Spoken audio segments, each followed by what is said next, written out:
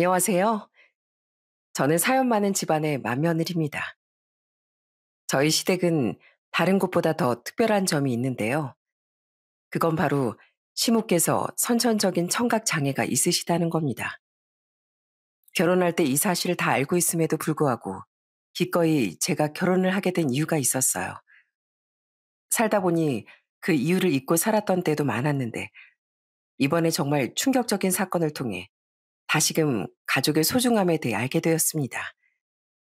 한 가족이 되기 위해 애썼던 한 사람과 그 마음을 이용한 어떤 사람이 있었는데요. 마음을 이용한 사람의 말로는 정말 처참했습니다. 그 얘기를 지금부터 한번 들려드리려고요. 전 저희 집에서도 맏딸로 태어났어요. 제 밑으론 2살, 4살 터울의 여동생과 남동생이 있습니다. 친정 부모님은 결혼하고서 할머니, 할아버지를 모시고 사셨는데요. 할아버진 제가 태어나고 얼마 되지 않아 세상을 떠나셨고, 할머니 그 후로 제가 20살 때 돌아가셨습니다. 그런데 할머니께서는 돌아가시기 전까지 거의 10여 년을 치매를 앓으셨어요. 그러다 보니 저희 엄마가 정말 고생고생하면서 살림을 하셨답니다.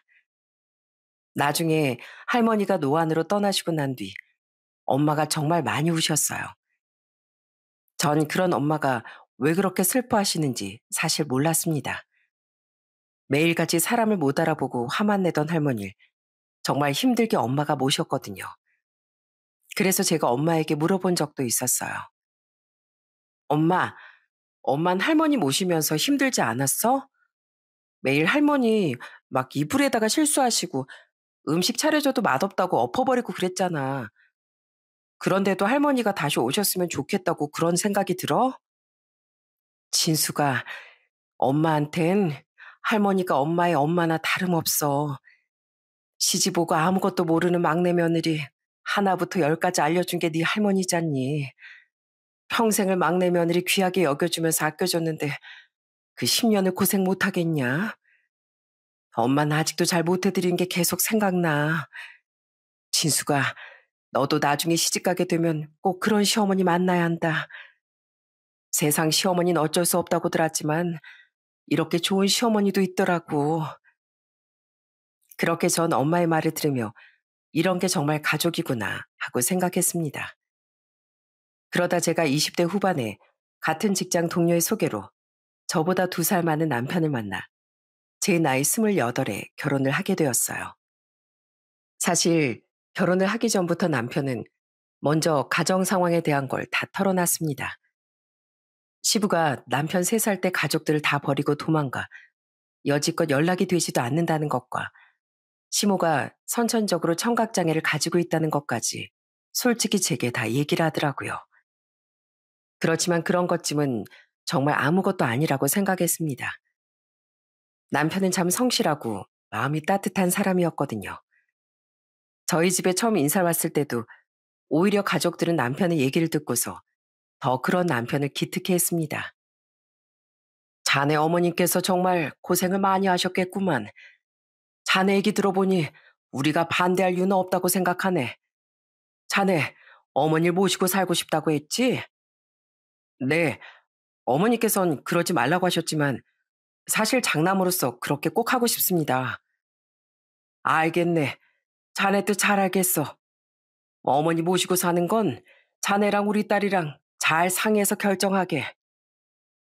그렇게 전 결혼을 하면서 시댁에 들어가 같이 살게 되었어요. 전 사실 시모와의 합가를 걱정하진 않았습니다. 분명 이렇게 훌륭한 남편을 혼자서 좋지 않은 상황 속에서도 잘 키워내셨다는 건 그만큼 시모도 훌륭한 분이라는 뜻이라고 생각했거든요.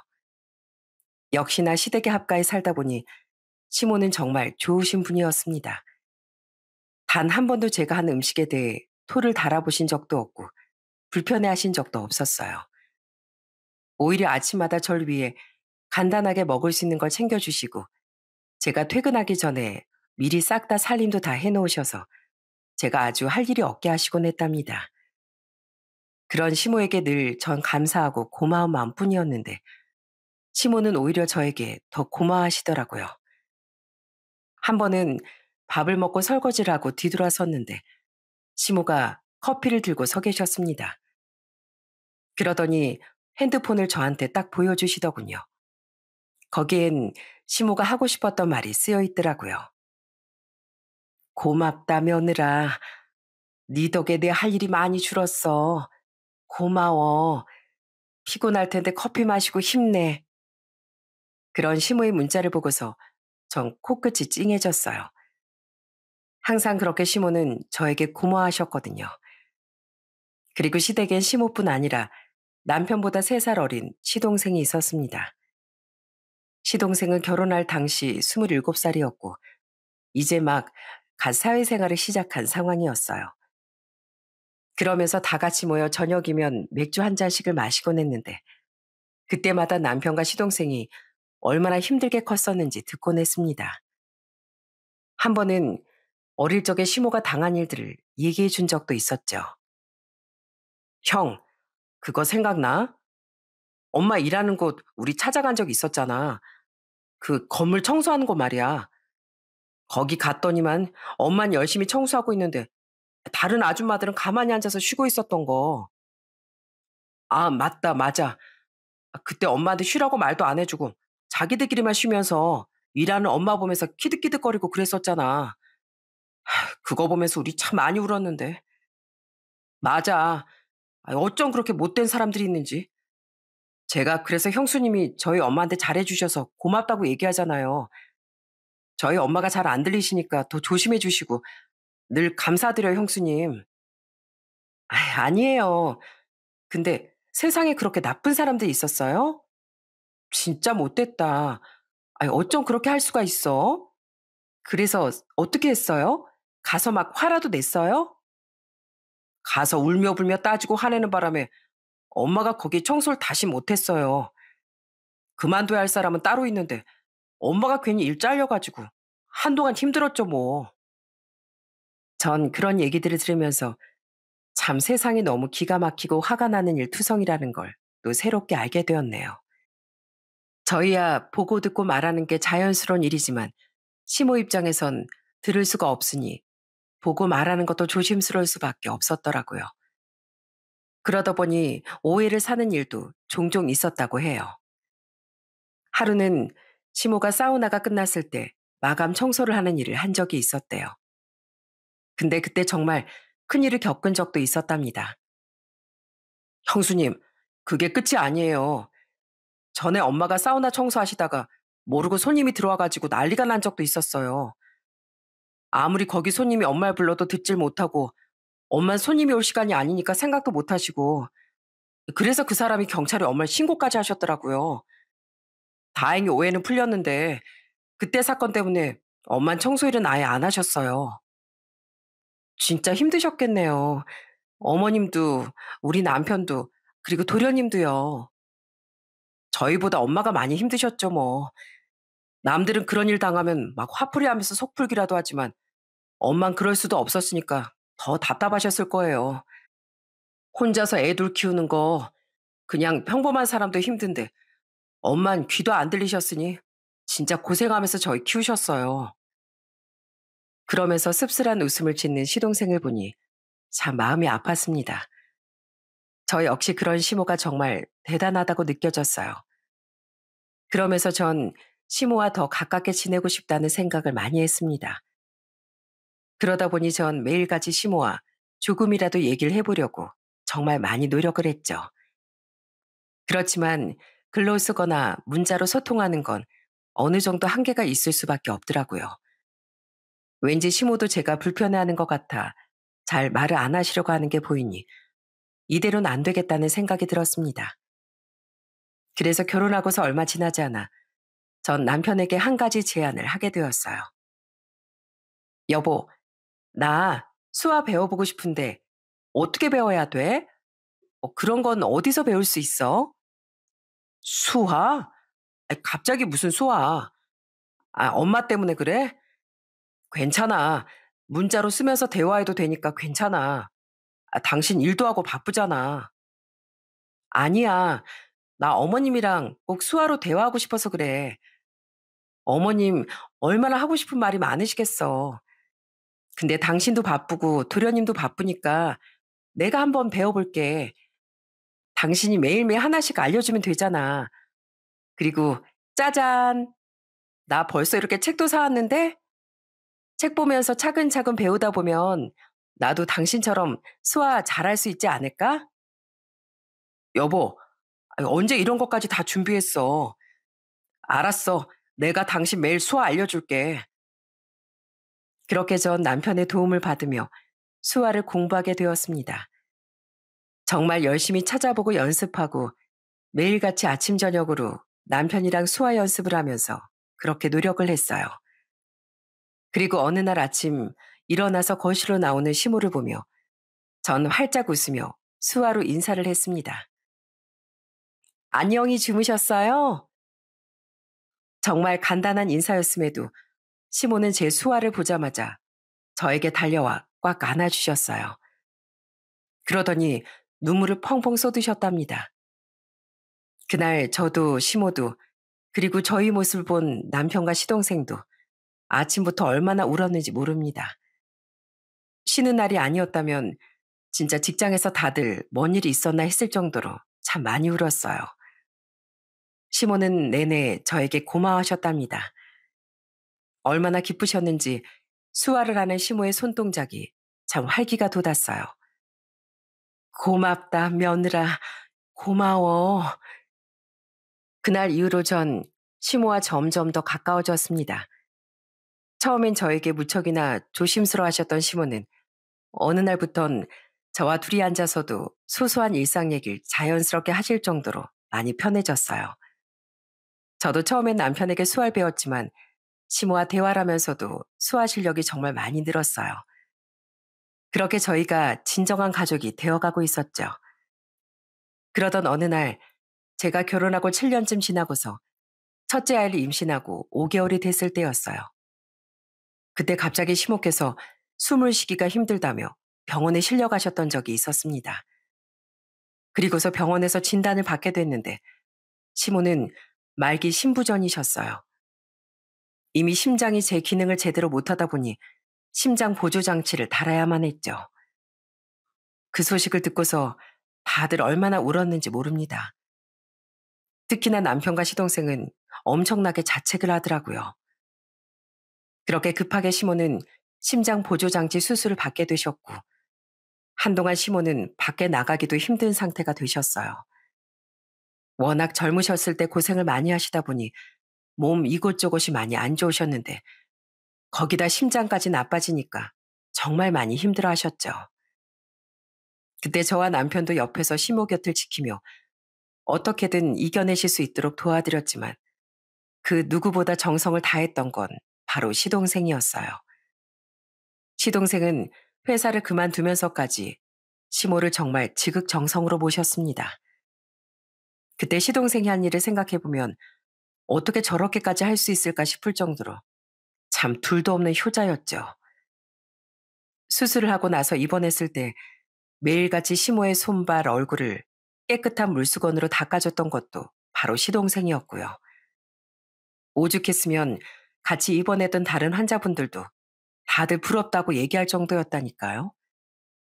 그래서 제가 병원에 가면 주변 분들의 칭찬이 계속해서 쏟아지곤 했고요. 어머, 오늘은 며느리가 왔네. 아휴, 어쩜 이쪽은 아들부터 며느리까지 이렇게 다 착하고 좋은가 몰라. 아침에도 막내 아들이 엄마 얼굴이며 다리며 다 닦아주고 갔어. 아, 그래요? 제가 오늘 와서 어머님 샤워시켜드린다고 말했었는데, 이 형수 홀몸도 아닌데 고생한다고 그러더라고. 세댁도 복 받을 거야. 시어머니 이렇게 지극정성으로 간병하는 며느리가 어딨어. 분명 복 받을겨. 그렇게 한참을 병원에 입원을 하시고서 태어난 시모는 사실 초반엔 마음이 많이 좋지 않으셨어요. 그렇지만 그런 시모의 마음을 전 어떻게든 달래드리고 싶었어요. 그래서 전 시모를 모시고서 매일같이 산책도 나가고 가까운 곳에 나들이도 가면서 그렇게 기분 전환을 해드리곤 했답니다. 그러다 보니 시모도 저에게 더 마음을 많이 열었던 것 같아요. 한 번은 근처 공원에 꽃구경을 갔었는데 시모께서 핸드폰을 열더니 저한테 문자 하나를 딱 보여주시는 겁니다. 진수가 고맙다. 네 덕에 올해 꽃은 다 봤구나. 내 몸이 아프니 세상이 이렇게 환해진 줄도 몰랐다. 고맙다, 진수가. 그러면서 제 손을 꼭 잡아주시는데 전 그 따뜻한 손을 잡으면서 시모의 마음도 같이 느낄 수 있었어요. 그 뒤로도 저나 남편 시동생은 시모를 정말 살뜰하게 챙겼습니다. 특히나 시동생은 수술 이후 시모를 더 자주 챙겼어요. 어느 정도 시간이 흐르고서 시모가 안정을 되찾자 그제서야 시동생은 다시 일을 시작하더군요. 그러면서도 아침에 출근할 때마다 꼭 시모의 건강 상태를 확인하고서야 출근을 했고, 점심이면 시동생은 항상 어김없이 시모에게 연락을 했습니다. 그때 제가 출산 휴가로 시모와 같이 집에 있었는데 점심에 밥을 먹으려고 챙기는데 시모가 나오시더니 문자 온 걸 하나 보여주시는 거예요. 봤더니 시동생이 보낸 문자였습니다. 엄마, 날씨 진짜 좋지? 주말에 우리 놀러 갈까? 그러면서 같이 보낸 사진을 보니까 바로 막 찍은 하늘 사진이었어요. 그 문자를 보면서 시모가 얼마나 소녀같이 웃으셨는지 모릅니다. 그렇게 늘 밝고 환했던 시모를 보면서 시모에겐 가족이 정말 소중하고 귀하다는 걸 다시 한번 느꼈죠. 사실 모르는 사람이라면 저에게 시어머니를 모시고 살면서 힘들겠다고 할 수도 있겠지만 전 오히려 시모에게 받은 것이 참 많았어요. 특히나 첫째 아들 낳고 나서 육아라곤 하나도 몰랐던 절 대신에 시모가 진짜 저희 애를 너무나 잘 봐주셨거든요. 애를 보는 게 너무 서툴다 보니 처음엔 매일같이 울상이었어요. 그때마다 마치 구원선수처럼 시모가 딱 등장해 애를 봐주시는데 어찌나 감사했는지 모른답니다. 그리고 제가 슬퍼하면서 수화로 시모에게 말할 때면 시모는 늘 따뜻하게 절 안아주셨어요. 어머님, 전 엄마 자격이 없나 봐요. 무슨 소리야. 엄만 존재만으로도 아이한테 소중한 거야. 그러니 슬퍼하지 말거라. 너도 엄마가 처음이잖니. 내가 옆에서 잘 도와줄 테니까 우리 조금만 힘내보자. 그렇게 시모의 응원을 받으며 전 점점 육아를 잘할 수 있게 되었어요. 솔직히 제가 아이를 이 정도 키울 수 있었던 건 다 시모의 도움 덕분이었죠. 애가 어렸을 땐 새벽에 계속 수유를 해야 하니 매일같이 피곤했었는데 낮엔 시모가 저더러 들어가 자라고 하시고선 내내 아이를 돌봐주셨어요. 그러면서 아이 목욕도 싹 다 시켜주시고 수유까지 해주시니 나중엔 금방 애가 통잠을 자기 시작하더라고요.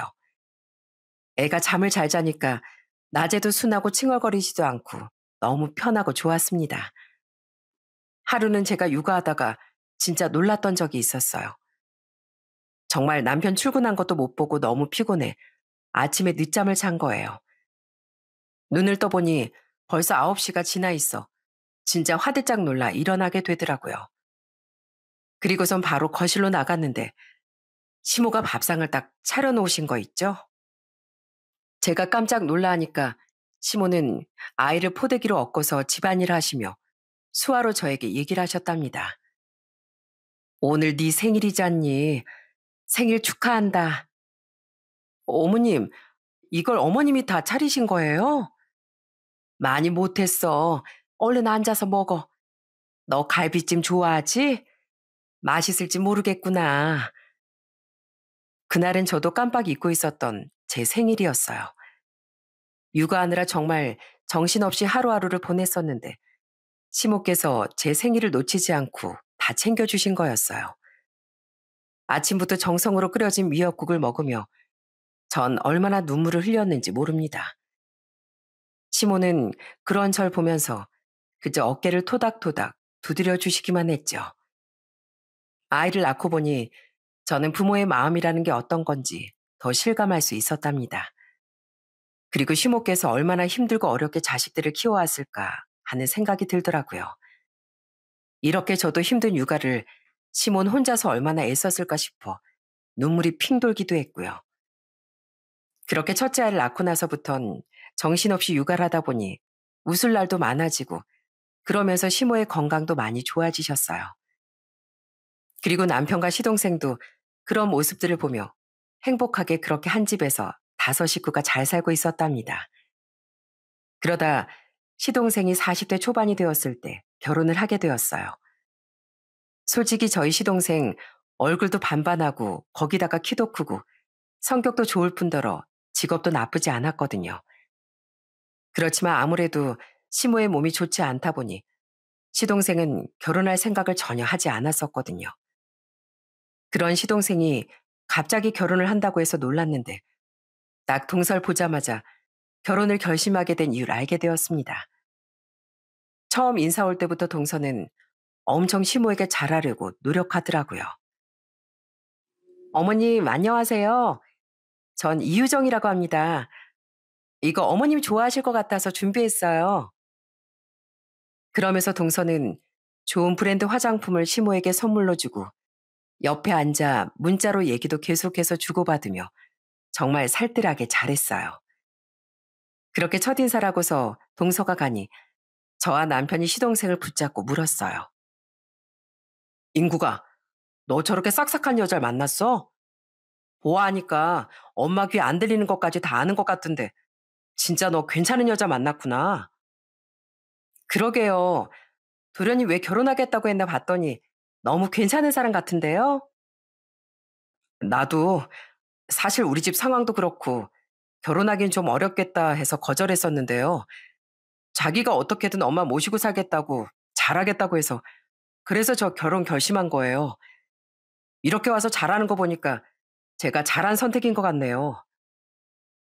그렇게 시동생도 동서와 결혼을 하게 되었어요. 처음 동서의 행동을 봤을 땐 정말 잘 살 수 있을 거라 생각했어요. 그런데 막상 결혼을 하고 보니 흘러가는 분위기가 점점 이상해지더라고요. 시모는 저희가 모시고 살기로 해서 시동생은 저희 집 근처로 신혼집을 얻어 살게 되었죠. 그렇게 따로 살면서도 시동생은 늘 아침마다 집에 들려서 시모 얼굴을 보고 출근을 하곤 했고요. 전 이게 다 동서와 얘기가 끝난 거라고 생각했어요. 솔직히 부모 얼굴 잠깐 보고 출근하는 게 뭐 큰 문제가 될 거라곤 생각도 못 했고요. 그런데 어느 날 갑자기 시동생이 동서와 같이 저녁에 집에 오는 거였어요. 근데 그때 동서가 엄청 씩씩대면서 말을 하는 겁니다. 형님, 형님은 알고 계셨어요? 매일같이 이 사람 여기 와서 어머님 얼굴 보고 가는 거 알고 계셨냐고요? 알면서도 저한테 얘기 한번 안 하신 거예요? 어? 아니, 몰랐어? 매일 서방님 오셔서 어머님 컨디션 확인하고 가시잖아. 근데 그게 뭐 이렇게 화까지 낼 일이야? 아무리 그래도 저한테 말을 하셨어야죠. 같이 사는 사람은 전데 왜 전 하나도 모르고 있었냐고요. 안 그래도 아침마다 자꾸 일찍 출근하는 게 왜 그러나 했더니만 여태껏 여기서 이러고 있었던 거라니 원. 그렇게 분통 터지 않은 동설 보면서 전 좀 황당하더라고요. 그냥 평범한 시모도 아니고 솔직히 귀도 안 들리시는 데다 심장 보조 장치도 하고 있는데 당연히 자식으로서 걱정되고 자주 들여다볼 수 있는 거잖아요. 뭐 그렇다고 시동생이 동서한테 같이 가서 보자고 했던 것도 아니고 대체 뭐가 문제인지 모르겠더라고요. 그러자 시동생도 씩씩거리는 동서에게 버럭 화를 냈습니다. 당신 지금 뭐 하는 거야? 나 회사 끝날 때까지 회사 앞에서 기다린 이유가 이거야? 이거 따져 물으려고? 아, 그리고 그걸 왜 형수님한테 따져 물어? 내가 여기 와서 우리 엄마 얼굴 보겠다는 게 뭐가 그렇게 잘못됐는데? 아니, 난 그게 아니라 섭섭해서 그렇지, 섭섭해서. 나도 이 집 며느린데 나만 쏙 빼놓는 것 같잖아. 당신 진짜 그런 것 때문이야? 그냥 내가 당신을 덜 챙기는 것 같아서 그런 거 아니고?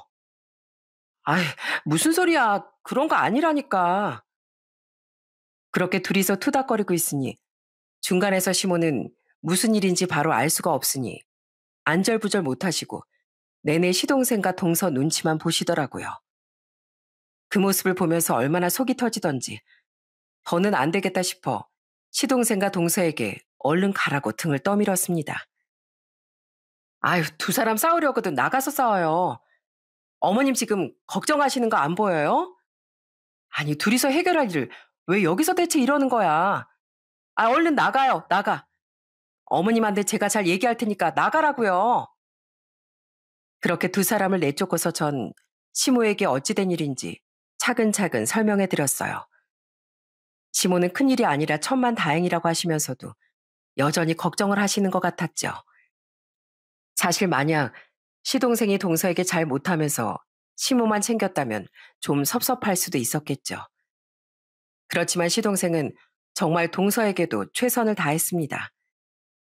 결혼하고서 동서는 어찌나 가족 모임이 많은지 거의 매주 동서네 친정 모임으로 시동생은 항상 외출을 했어요. 어느 날은 결혼하고서 한동안 같이 저녁을 먹은 적이 없어서 시동생에게 전화를 했더니 역시나 시동생은 동선의 가족 모임에 참석을 한 상태였습니다. 서방님, 오늘 많이 늦어요? 어머님이 같이 저녁하자고 하셔서 시간 안 되면 어쩔 수 없고요. 어디 나간 것 같은데 어디 가셨어요? 아유, 어쩌죠? 저 지방에 좀 나와 있거든요. 원래 오늘 저녁에 갈 거였는데 집사람이 너무 취해가지고 일단 내일 점심이라도 같이 먹어요. 그렇게 매주를 동서 친정 식구들 모임에 참석하면서도 시동생은 단 한 번 투덜거리지 않았어요. 그런데도 불구하고 동서는 늘 시댁에 올 때마다 투덜투덜거리며 말을 하곤 했죠. 한 번은 같이 저녁을 준비하는데 재료를 다듬던 동서가 툴툴대면서 말하는 거였습니다. 형님, 아주버님도 그러세요? 뭐가? 아주버님도 막 어머님 이렇게 계속 신경 쓰고 그러시냐고요. 아니, 전 남편이 아무리 효자여도 이 정도까지라고는 생각도 못 했는데 솔직히 요즘 시대 이렇게 시댁에 자주 오는 집이 어딨어요. 남들한테 얘기하면 다 깜짝 놀라요. 뭐? 동서. 동서가 뭐 얼마나 여기 온다고 그래. 어머, 형님. 형님은 제 편 들어주셔야죠. 형님은 여기서 사시니까 별말 안 하시는 거지만 솔직히 며느리가 한 달에 한 번 시댁에 꼬박꼬박 오는 거 좀 아니지 않나요? 전 그런 동서의 말에 진짜 어처구니가 없어서 웃음이 나오더라고요. 그리고 그동안 동서가 시동생을 끌고 갔던 자리들을 하나하나 다 나열하며 지적했죠. 동서, 동서 좀 너무 속 보이는 거 아니야? 저번 주엔 동서 사촌 결혼한다고 시동생 데리고 가. 그 전주엔 동서 친구들이랑 모임한다고 시동생 데리고 가. 또 그 전주엔 어땠어? 동서네 부모님 사돈 어르신들 오랜만에 봐야 한다고 거기 갔잖아. 한 달에 한 번? 동서, 이렇게 밥 먹는 거 한 달에 한 번도 안 돼. 근데 무슨 그런 얘기를 해? 남들 들으면 오해하겠다. 네? 아니, 뭐, 저희가 뭐 자주 오는 건 아니지만, 어찌됐건 아침마다 남편이 여기도 계속 오고 그러잖아요. 그럼 저도 당연히 신경 쓰이고, 하여간, 남들은 제 이런 상황 알면 다들 놀란다니까요. 그러면서 동선 슬쩍 부엌을 나가버리더군요. 아마 제가 자기 편을 들어주지 않으니 더 얘기해봤자 소용없구나 하고 생각했던 것 같아요.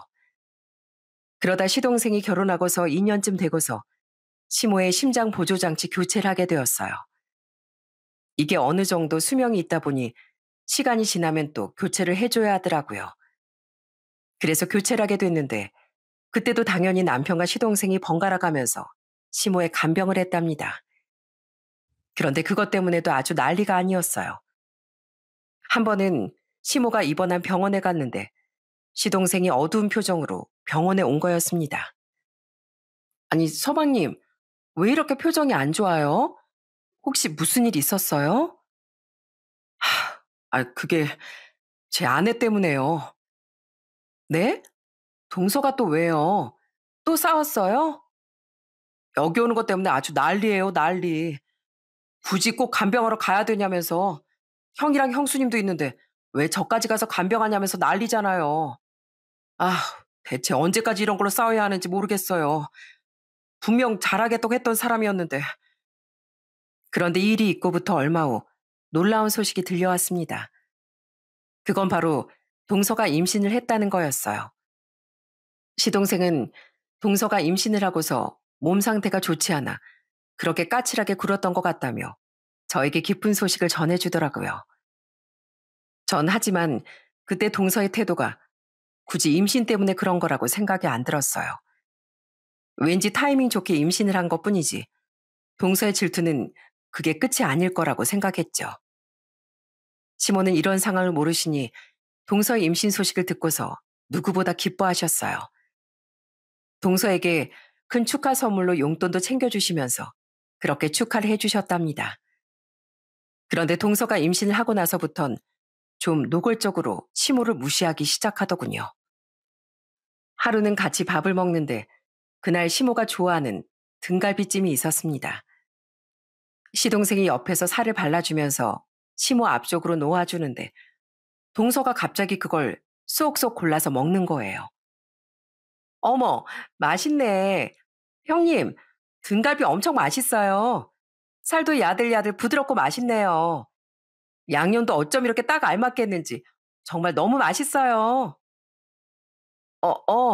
동서 많이 먹어. 배고팠구나. 아, 내가 접시에 놓아줄 테니까 먹어. 이건 어머님 좀 드시게 놔두고.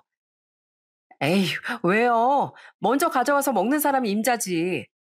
그리고 우리 남편이 저 편하게 먹으라고 이렇게 발라주는 거잖아요. 그러면서 계속해서 시동생이 발라놓은 고기를 쏙쏙 집어가는데 그 모습이 어찌나 얄밉던지. 그런데도 시동생은 별말은 하지 않았고 시모는 그저 그런 동서에게 고기를 챙겨주며 웃어주시기만 했고요. 그리고 이후에 저도 늦둥이 아들을 갖게 되었고 얼마 안 있어 동서가 출산을 하게 되었어요. 동서가 출산할 때 시모는 가보지 못하셨지만 산후조리 비용도 챙겨주시고 할 수 있는 건 다 챙겨서 해주셨답니다. 그런데 동서가 출산을 하고 나서부터 시모가 계속 아침마다 어디론가 나가시더라고요. 한 번은 제가 병원에 다녀온 사이 시모가 안 계시길래 문자를 보냈던 적도 있었어요. 어머님, 어디 가셨어요? 안 계시길래요. 나 둘째네 와 있다. 둘째가 몸이 좀 안 좋아서 애 좀 봐주면 안 되냐고 해서 연락 왔길래 하여튼 나 저녁까지 있다 갈 테니까 먼저 저녁 챙겨 먹거라. 전 처음엔 제 산후조리를 도와주셨던 시모가 생각나 이번에도 동서의 산후조리를 도와주려 간 거겠거니 생각했습니다. 그런데 그렇게 주말에 한 번씩 동서를 도와주러 가시고 올 때마다 이상하게 시모의 표정이 좋지 않더라고요. 집에 오시자마자 씻으시곤 바로 잠들어 버리고 힘들어 하시길래 전 걱정된 마음에 시모에게 수화로 얘기를 했습니다. 어머님 많이 지쳐 보이시는데 힘드시면 이제 동선에 안 가셔도 돼요. 아니야, 별일 없어. 내 걱정하지 마라. 제가 동서한테 얘기해 볼까요? 아니야. 아유, 괜찮어. 얘기 안 해도 돼. 그러면서 방 안으로 들어가는 시모를 보는데 뭔가 깨림직한 느낌이 들더라고요. 여태껏 봤던 동서는 시모를 무척이나 질투했던 사람이었는데 생각해보니 그런 시모를 집으로 불러 애를 봐달라고 부탁했다는 게 좀 이상했거든요. 그러다 제가 출산을 하게 되고 육아휴직을 하게 되면서 시모는 마치 가고 싶지 않은 곳에 끌려가는 듯한 표정으로 가고 있는 게 딱 보이더라고요. 이대로는 도저히 안 되겠다 싶어 전 시모가 동선의 집에 간다고 했던 날 시모의 겉옷주머니에 초소형 녹음기를 넣어놨습니다. 그리고 시모에겐 꼭 꺼내지 말고 그냥 두시라고 말을 했고요. 그리고서 저녁이 한참 지나 들어온 시모의 옷에서 그 녹음기를 꺼내 듣게 되었어요. 그날도 시모는 얼마나 지쳤는지 집에 오시자마자 바로 잠에 드셨습니다. 도대체 무슨 일이 있었길래 저렇게 힘들고 지쳐 하실까 싶어 전 녹음기를 꺼내 찬찬히 듣게 되었어요. 그런데 녹음기에 녹음된 음성을 듣고서 전 진짜 까무라치는 줄 알았습니다. 그날 분명히 동서가 몸이 아파서 애를 못 보니 도와달라는 연락이 왔다고 했는데 녹음기 속 동서의 목소리는 너무나 멀쩡했거든요. 어머님, 가서 김치 좀 내와주세요. 아이, 김치요. 김치. 동서는 마치 가정불 부리듯 심호를 부리고 있더라고요. 그리고 녹음기엔 동서의 목소리만 있는 게 아니었어요. 바로 동선의 친정 식구들이 죄다 와 있더라고요. 예, 너 그래도 되는 거니? 아이, 저러다 네 남편이 알기라도 하면 어쩌려고. 아이, 몰라. 어떻게 알겠어. 내가 뭐 앞에서 욕하는 것도 아니고 절대 몰라. 그러더니 동서는 자꾸만 시모에게 일을 시키는 거였어요. 동선 수화를 못했었는데 그래서 그날은 시모를 쳐다보며 크게 말을 해 입모양으로 일을 시킨 모양이었어요. 고기요, 고기. 어머니, 고기. 아, 참, 고기 구워오라고요. 어머니, 설거지요. 설거지 하세요. 설거지. 들리지도 않는 걸 뻔히 알면서 그 앞에서 소리소리 치면서 일을 시키는 동서의 몫을 들으며 정말 손발이 부들부들 떨릴 정도로 화가 났습니다. 그런데 그렇게 한참을 시키던 동서가 자기 식구들과 앉아서 아주 신나게 험담을 하는 것까지 다 녹음이 되었더라고요. 유정아, 네 시어머니 진짜 안 들리는 거 맞니? 들리는데 안 들리는 척 하는 거 아니야? 아니야, 안 들리는 거 맞아. 우리 시어머니 진짜 귀가 안 들려서 내가 아무리 욕해도 못 알아들어. 그냥 앞에서 웃으면서 시키면 돼. 아무것도 모른다니까. 그래. 뭐 하긴 아까 보니까 네가 하는 말 그래도 잘 알아듣는 것 같던데 이거 혹시 가서 말하는 거 아닌가 몰라. 말하면 뭐 아들 이혼시킬 거야 뭐 할 거야. 귀한 아들 이혼시켜서 또 장가 보낼 수 있고 저렇게 기머거리 시모가 있는데 누가 시집을 와. 안 그래? 아유 나나 되니까 시집 온 거지. 아유 신경 쓰지 마. 다 알아서 하는 거니까. 전 결국 동서의 마지막 말을 듣고서 녹음기를 꺼버렸어요. 더 이상 듣다간 당장 뛰쳐나가 동서의 머리카락을 다 한 올 한 올 뜯어버릴 것 같았거든요. 전 남편이 퇴근하기만을 기다리며 마음을 진정시켰고 남편이 오자마자 그 녹음기를 들려줬습니다. 남편 역시 바로 뛰쳐나갈 것처럼 행동했어요.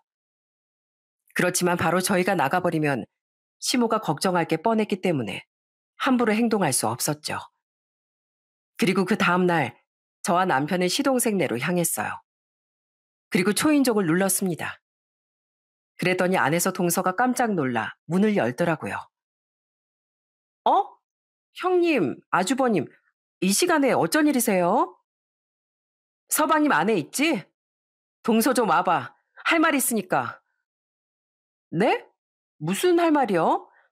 갑자기 오셔가지고 지금 무슨 소리를. 전 당황해하는 동서를 옆으로 밀치고선 바로 거실로 들어갔습니다. 그때 시동생이 거실로 나오더라고요.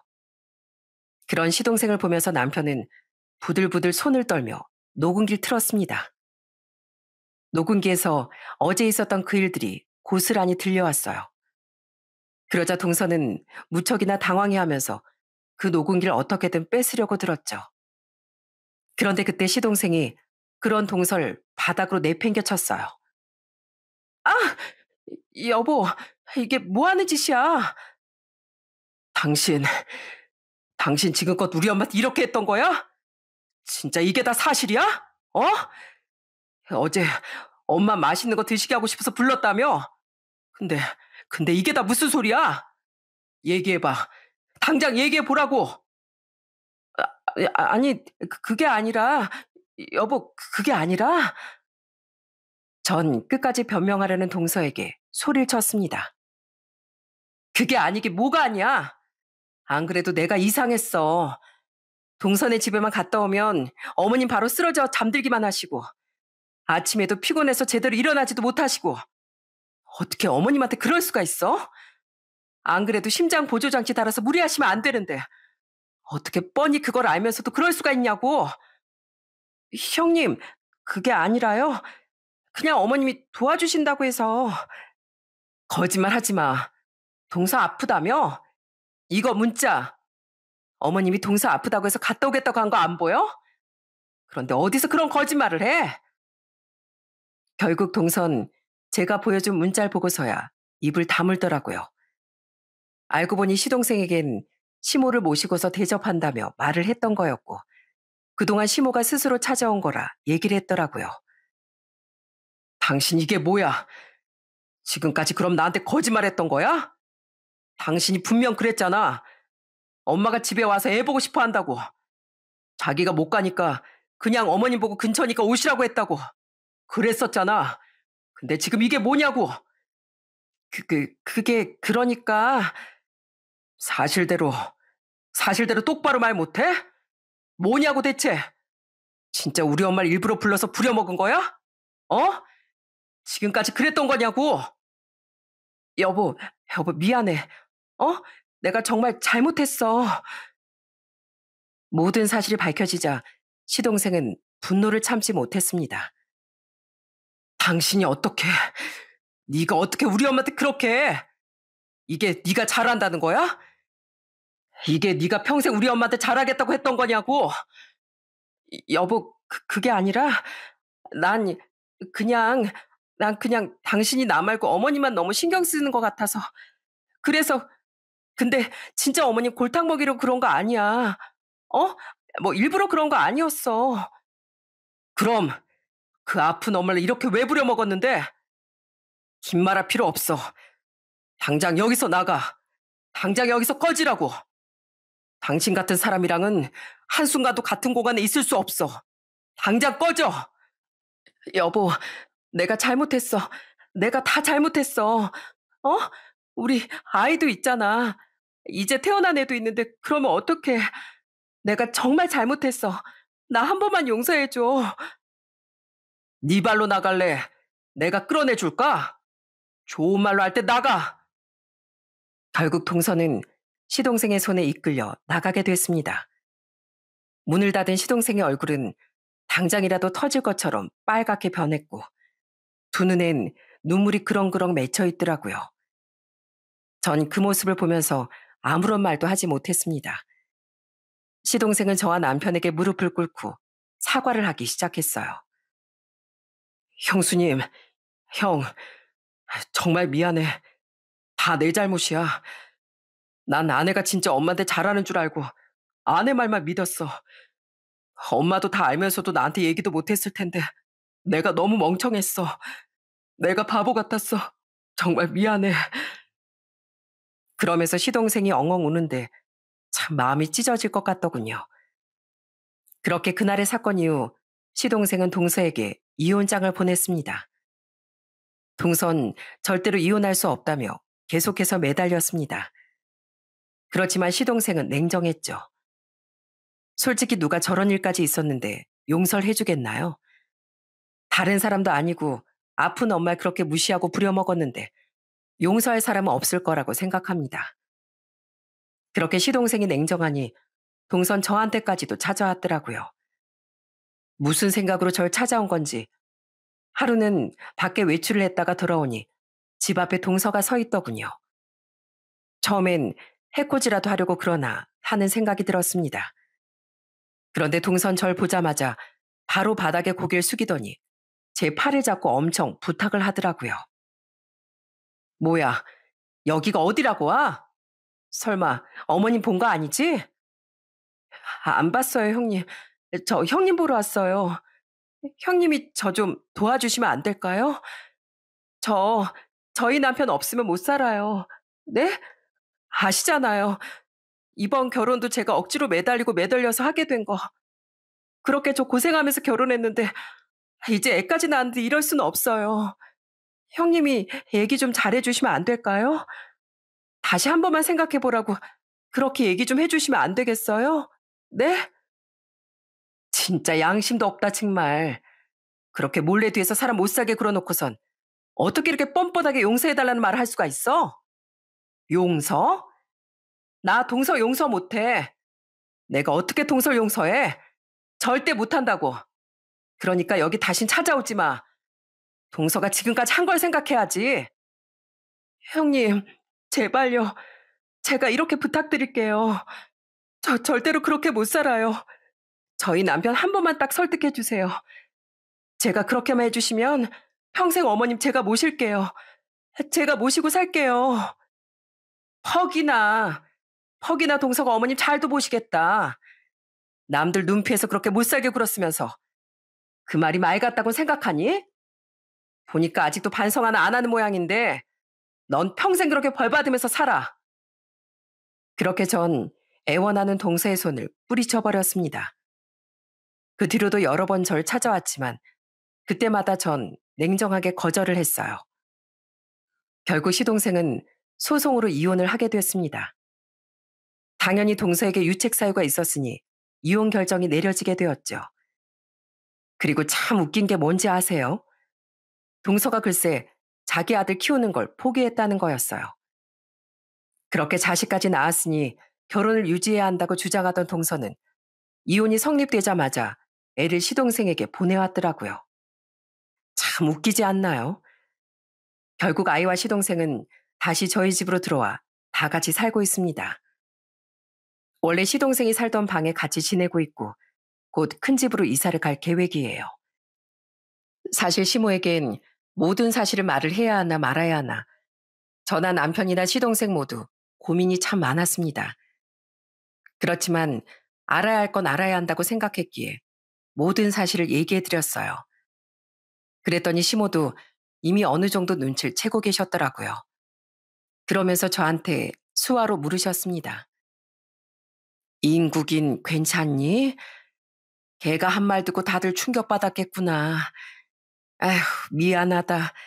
내가 괜히 가가지고선 니들 충격받을 소리 듣게나 하고 말이야. 어머님, 어머님 잘못이 아니에요. 아니다. 애초에 날 못마땅해 하는 거 알고 있었는데도 굳이 친해져 보겠다고 간 내 잘못도 있지 뭐. 어머님, 그런 사람은 가족이 아니에요. 그러니 앞으로는 다 잊으시고 저희랑 잘 살아요. 그 뒤 시모는 한동안은 좀 힘들어하셨지만 그래도 금세 좋아지셨습니다. 조카가 어찌나 귀엽고 예쁜지 딱 시동생을 닮았거든요. 비슷한 시기에 태어난 저희 둘째 아들과도 요즘 참 잘 지내고 있답니다. 처음엔 애들이 워낙 어려서 사실 육아라느라 좀 고생을 했는데 그래도 육아 베테랑 시모도 계시니 수월했던 것 같네요. 벌써 2년이라는 세월이 흘러 지금은 정말 행복하게 잘 지내고 있습니다. 사실 그때만 생각하면 마음이 아직도 아리고 아픈데 그래도 그날의 일이 있었기에 진정으로 가족이 될 사람을 구분할 수 있었던 것 같네요. 가끔씩 저희 부모님도 오셔서 다 같이 밥을 먹기도 합니다. 그럴 때면 항상 시모는 저희 부모님께 감사하고 죄송하다고 말을 하시곤 하죠. 그렇지만 저희 부모님은 오히려 시모에게 감사한 마음을 전하신답니다. 왜냐하면 시모와 함께 생활을 하면서 제가 정말 많이 성숙하고 성장했거든요. 저 역시 시모를 만나지 않았더라면 지금처럼 이렇게 평범한 일상이 행복이라는 걸 알지 못했을 거라 생각합니다. 앞으로도 항상 지금의 일상을 소중하게 생각하면서 가족들과 행복하게 잘 지내보려고요. 여기 사연들을 가끔씩 읽다 보면 더 많은 행복을 바라면서 욕심을 내다 낭떠러지로 떨어져 버리는 사연들이 참 많은 것 같습니다. 저 역시도 늘 위를 바라보면서 살았던 시절이 있었어요. 직장에 다니면서 승진하고 연봉을 올리고 그러는 게 삶의 가치라고 생각했었고요. 그렇지만 지금은 내가 능력이 점점 좋아지면서 성장하는 게 아니라 해도 제 곁에 이렇게 소중한 사람들이 건강하게 잘 있다는 것만으로도 삶은 충분한 가치가 있다는 걸 알고 있어요. 그러니 여러분들도 지금의 평범한 하루하루를 소중하게 생각하면서 그 안에서 행복을 느껴보시는 건 어떨까요? 여러분들의 삶이 보다 편안하고 행복하시길 바라며 이만 제 사연은 마치도록 하겠습니다. 지금까지 제 이야기 들어주셔서 감사합니다. 모두들 행복하세요.